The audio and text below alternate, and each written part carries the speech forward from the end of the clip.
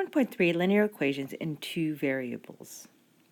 So our goals for this chapter are to use the slope to graph linear equations in two variables, find the slope of a line given 2 points on the line, write linear equations in two variables, and use slope to identify parallel and perpendicular lines. Example 1 is just graphing linear equations, so by now you're pretty comfortable with graphing these. So y equals 2x plus 1. Of course, you always begin with the y-intercept, which is this. So we'll start at 1, and then use the slope, which is this, which tells us we go up 2, right 1, or down 2, left 1. Okay, so you should be able to plot these points and graph it. Y equals 2, that is a horizontal line. So y is always equal to 2, so therefore that is this graph. X plus y equals 2. Well, we could subtract x. We could write it in slope-intercept form.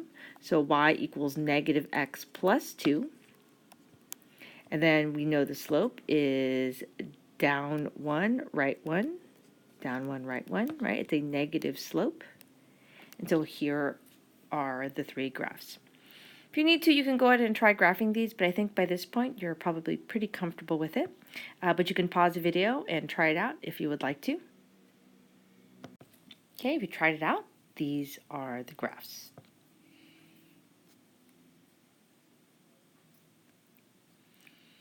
Find the slope of a line. Given an equation of a line, you can find its slope by writing the equation in slope-intercept form.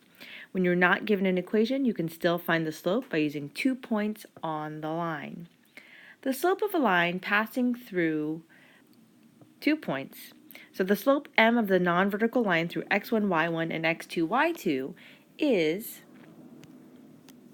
m equals y2 minus y1 over x2 minus x1.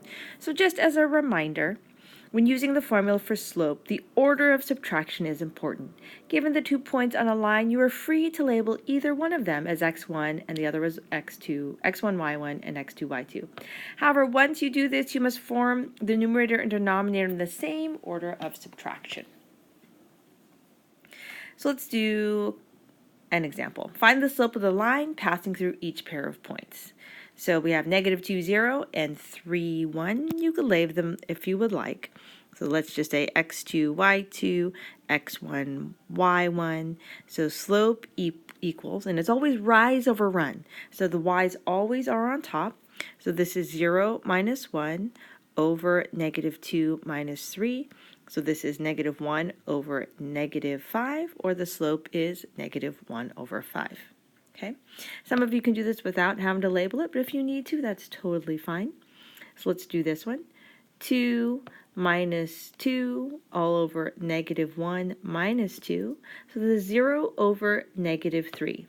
0 over negative 3 is acceptable. So what this means is that there is no slope or zero slope. It's a horizontal line.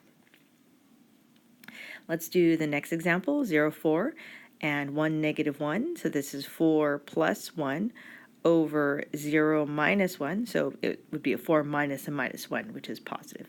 So this is 5 over negative 1, or a slope of negative 5.